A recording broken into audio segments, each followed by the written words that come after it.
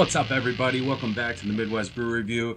We are doing a Zoom interview today with Ricky Cervantes from Foreign Exchange Brewing. We could not be more excited to talk to him. This is a brand new brewery of his. He's just getting started, so we're going to chat about that. We're going to drink his new beer, and we're going to have some laughs online. Hope you have fun, and we'll see you in there. Let's get it rolling. Welcome to the Midwest Brew Review. Matt, Billy, and Brian here with Ricky Cervantes. Ricky, thanks for taking some time out to talk to us during this very odd time. Dude, thank you guys for having me, man. Like, I had such a good time, like, when I got to meet you guys at the Oswego release, this time last year, actually. Yeah, that was a blast. Yeah, we had and I know we've talked about doing this again, and I'm glad, a year later we're finally sitting down and talking, although not in the terms and in scenario in which I would prefer, but right. Gotta do what you gotta do. Yep. And what's kind of kicking this off is a beer release from you in a beautiful can. I love this design, by the way. That green is a great color. Foreign Exchange palette, spelled two different ways. I'm cracking it open, guys, just so we can get this going.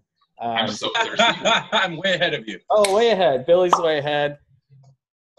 So, and I got my Foreign Exchange glass here. Nice. You guys are all on brand over there. Yeah, hell yeah. Proper glassware makes it taste better. You know it. Maybe not pour this over the laptop. That's expensive. All right. So before we get into this, so can you kind of explain what we're drinking here? Yeah, so I've kind of gotten some crap about this, but it's essentially, it is a milkshake style double IPA, double dry hopped, with Idaho 7, which is one of my favorite hops, El Dorado, and a little bit of Citra, kind of round things out. It's got pretty heavy lactose. It's got actually about the same amount of lactose as the Kitty Wampus that Brian was drinking a second ago. But yeah, it doesn't have any vanilla, and as you can see, it's not super hazy. So the milkshake designation is had some people kind of talk to me about it, but obviously once you try it, I feel like you quickly forget about that real fast. What it is palette down the road is going to be essentially a rotating series of milkshake IPAs. Every time the color on this is going to change. It's going to be representative of I want it to be representative down the road of like the flavor profile of the hops that I use for every given one. So I actually just went with green on this one. It's very, very tropical. Idaho 7 brought like a ton of almost like an orange marmalade flavor, and then the El Dorado brings a lot of pineapple to it. So it's really, really, really tropical, citrusy, juicy, and it's got a big malt backbone. I mean, I like barley wine, so you guys know I should be no stranger to big malty beers, and that's what I like, and that's what I brought to the table here. Man, it also seems like El Dorado and Citra are like a wicked combination as well. Like they seem to be almost kind of standard for these types of beers. Yeah, I mean, it's a very tropical combination. Like I said, you get, the Citra brings a lot of the citrus, the orange, and then the El Dorado brings a lot of like pineapple to the table, and those two flavors are very complementary to it. So it's no surprise that, that's the cheat code to IPAs right there. It's that, maybe sprinkle in some Galaxy, and you've got a classic Midwest hop combo. That's right. I haven't had Idaho 7 in quite some time either, so I was excited to see that when I picked it up. I love Idaho 7, and I'm going to be using it in a couple beers coming up. Good. And I hope you don't get burnt out on it, but no one else is really using it. So maybe hopefully everybody will be okay with that as a result. It's a great hop. It's so underrated. Great beer. Man, super smooth. This is great. Yeah, this is fantastic. It's got a great feel to it too. This really hits the spot for like a nice spring day. I like that it's hop driven too. I mean, that's the flavor right there is the hops for sure. That's and a lot of that. It's really hard to add anything to like how this beer profile like measures up because Ricky is so good. If you ever look at his Facebook posts, he's really good at just like taking a beer and just breaking it down. I don't know if you guys have ever watched some of his posts, but I think he did a Phase 3 one recently, and I'm like, oh my God, this guy. Guy reviews beers for a living. Right? Thank you. No, I'm not a beer reviewer. I'm not a beer influencer. I'm just a guy that likes good beer, and honestly, brewing has kind of opened my eyes as to what goes into it. So like I can kind of like reverse engineer it just by tasting it and just put that into words. I was gonna say, oh, so with regards to the lactose, I mean, this actually has a pretty decent amount of lactose in it. It's interesting because I've been reading some of the Untapped reviews, which I really hate doing, but people are like, oh, it's slightly sweet, or it's not sweet enough for a milkshake. I'm like, there's a lot of lactose in this, but it's because it still retains a lot of that. It still retains some of that hot bitterness at the end, which kind of cuts it, and it kind of makes it in the finish. It kind of brings it makes it a little bit of thirst provoking. So like you get a little bit of a crisper finish as you normally get with a beer with this much lactose. So you don't get like that sticky sweet finish. You kind of get that nice little hot bite to kind of give you a little bit of closure in the finish. Yeah. And that's what I like doing with IPAs. I know like we're at the point now where like sweet beers are kind of running the scene, and unless you specifically go for a traditional IPA, you're not getting a lot of bitterness. And what I like doing is I like to bring some of that bitterness back into the picture. So definitely highly recommend this beer. Definitely worth trying to anyone out there watching.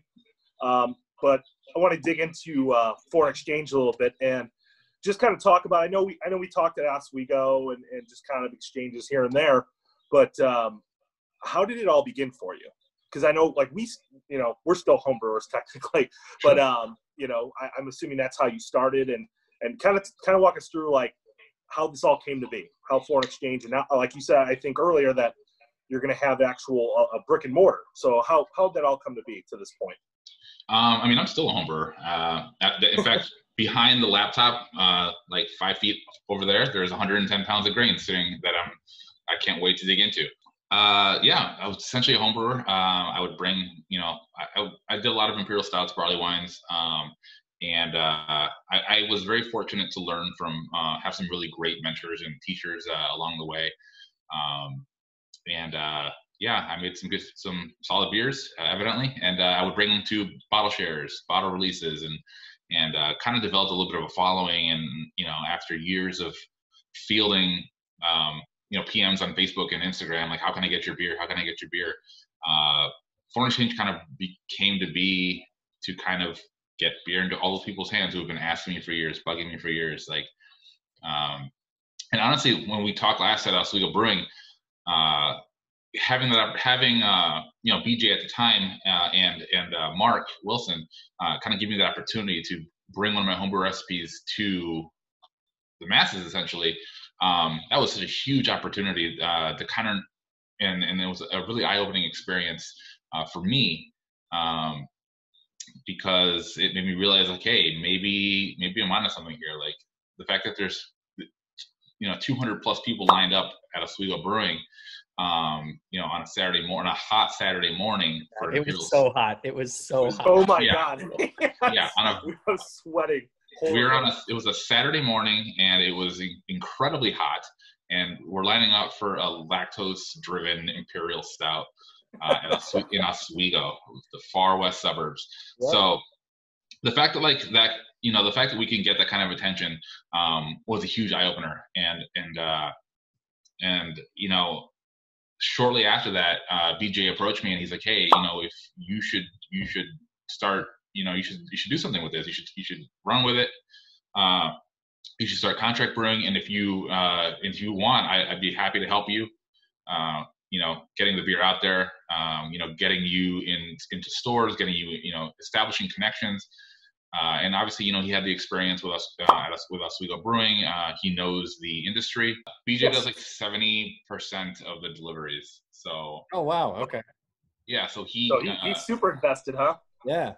He's he handles all that stuff. And honestly, man, like if it wasn't for him, I wouldn't be doing what I'm doing right now. Yeah. So I'm super grateful for his help.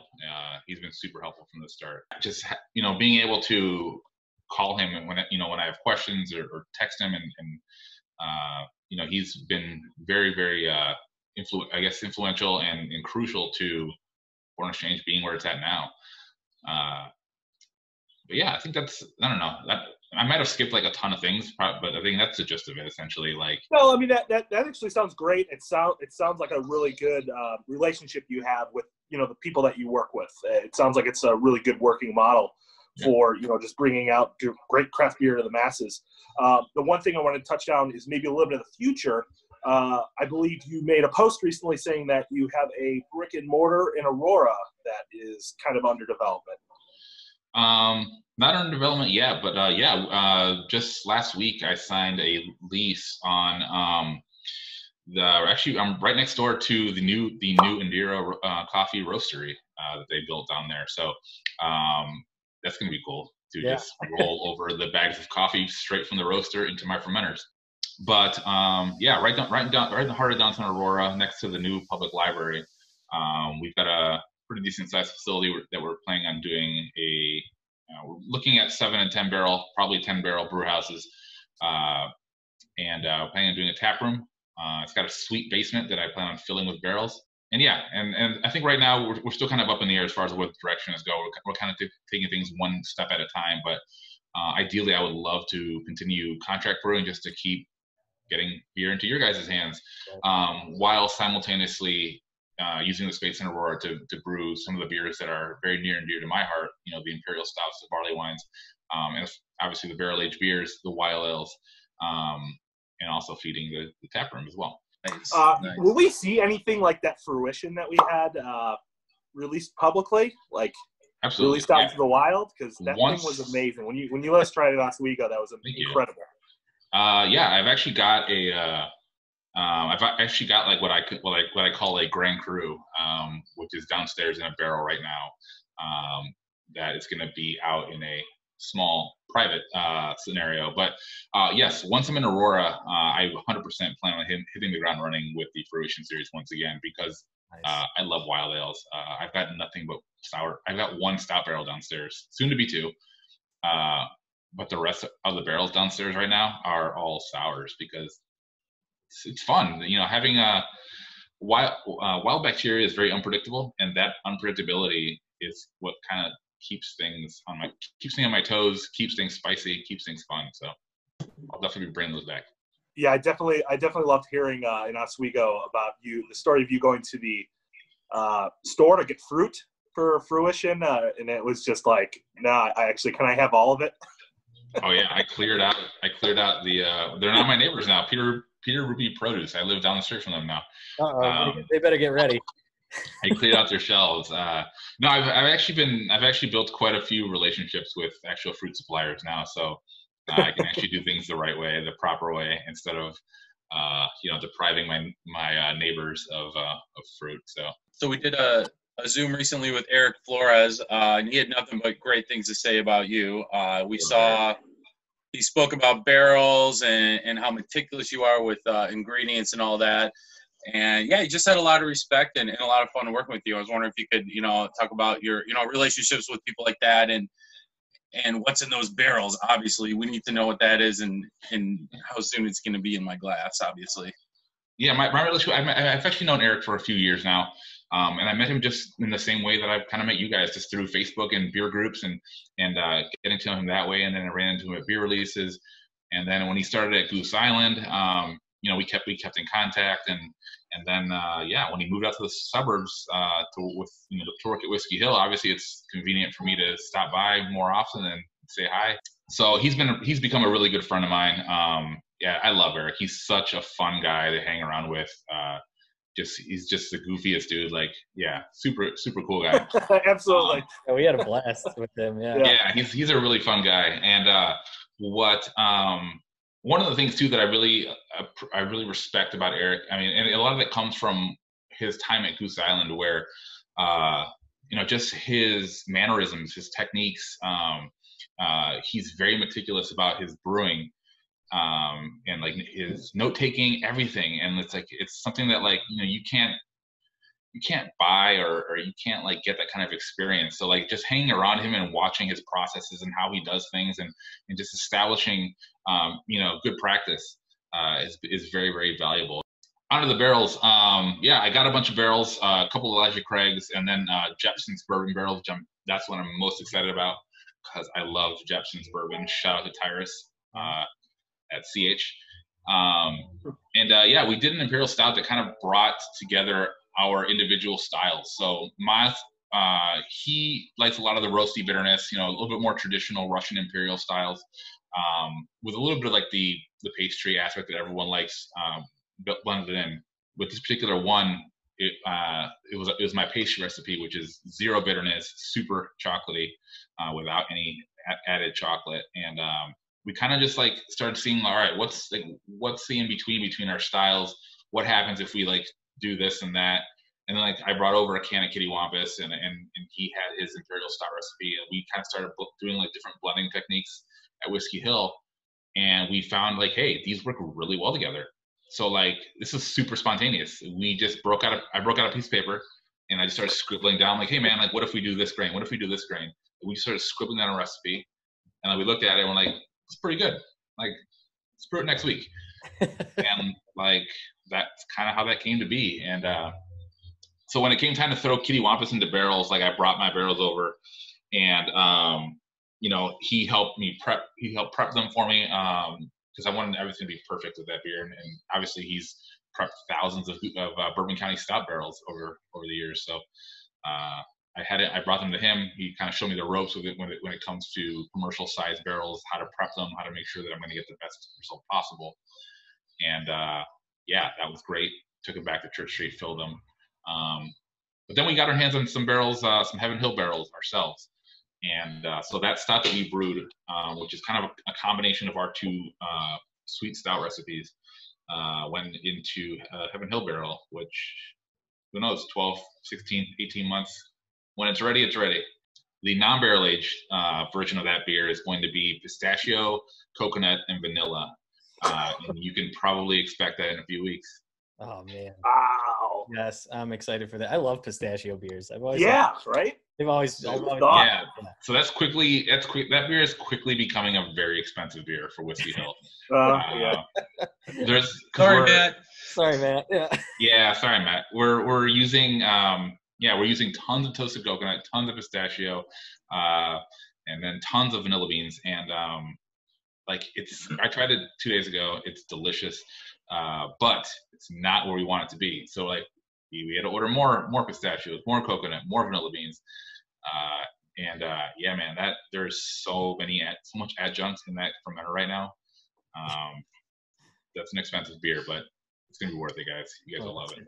I'm excited. Yeah, I think that's and like Eric said, that's one of the things that he really liked about working with you. Ricky is just super creative guy, super friendly, always wants to make sure like everything that he puts into the beer is top of the line, and he can kind of get a nice amount of knowledge from all the different channels that he have, all the great people he's met. As far as like from a customer aspect, someone who's saying, oh, they see foreign exchange on the shelf, what can they expect like from a foreign exchange beer in terms of like the process and the quality and all that?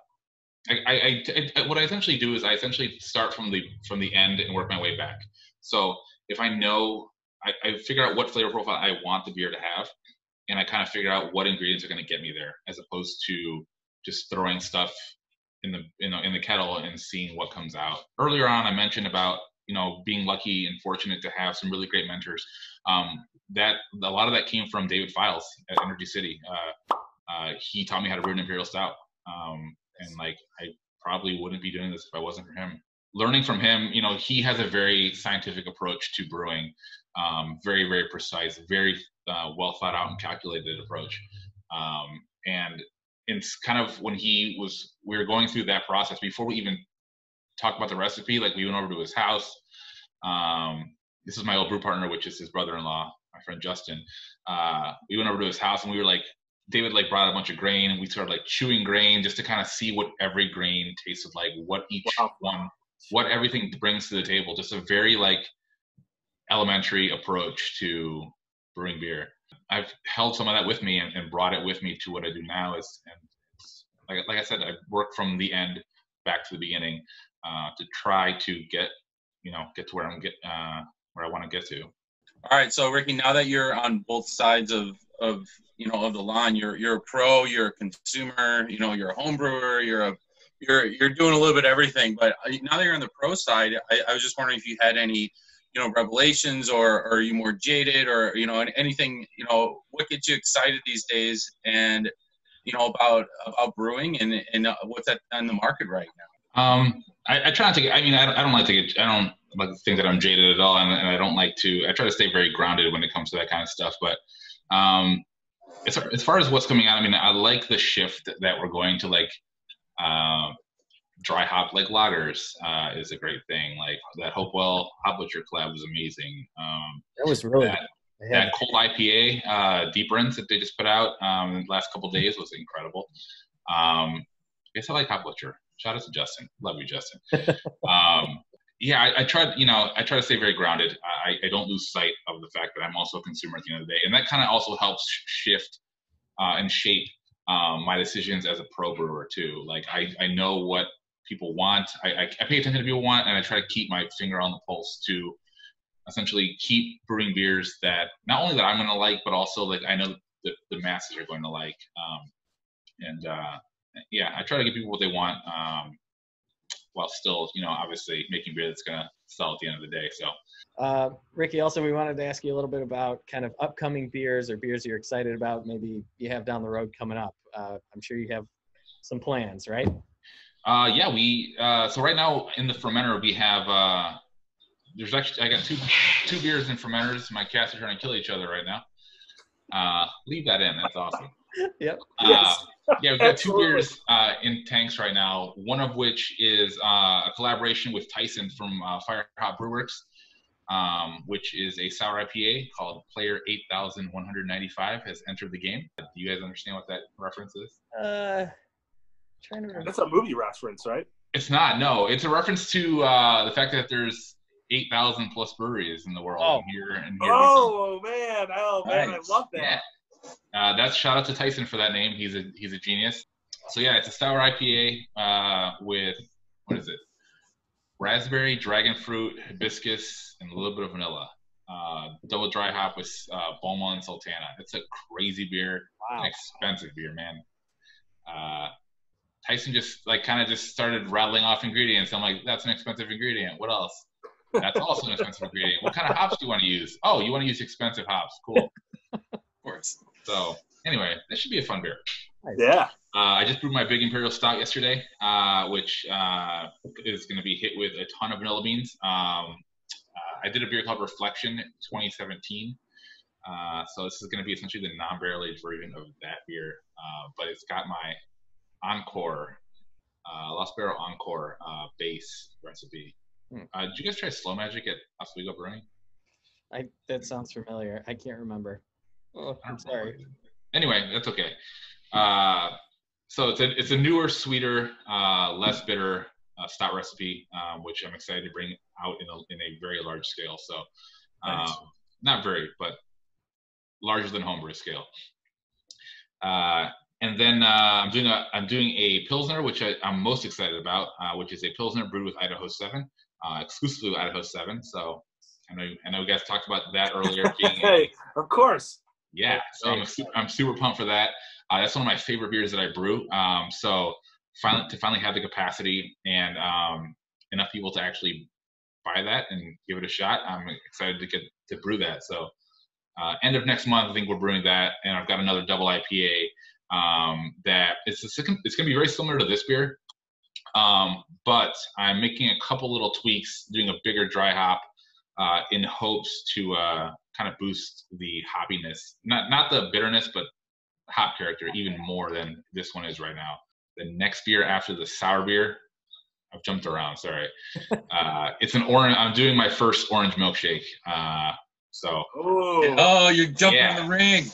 I waited a little bit because I don't. Here's the thing, like my approach to brewing is a little bit different than other people's, and I don't want to be compared to Blazed Orange. Like I love Blazed Orange. I don't want to be compared to Blazed Orange. I want to be compared to Double Blazed.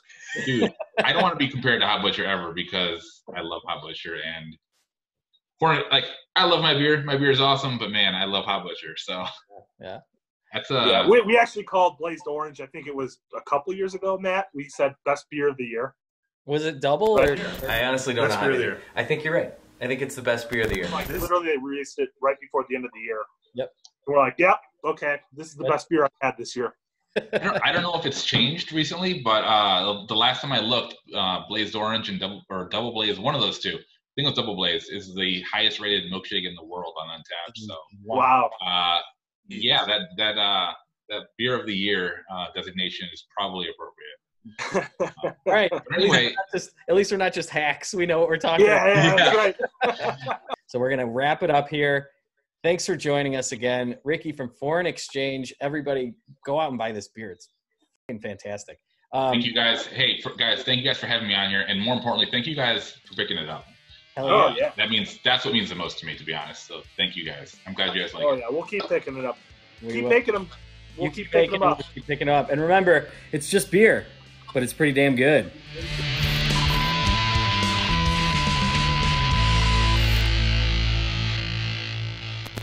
Clockwork, I wish I could brew that right now, but like I can't afford, nor do I have the space to brew an entire batch of that.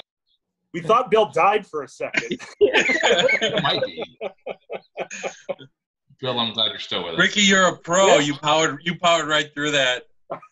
Something down the wrong pipe. No, he just doesn't care about you, Bill.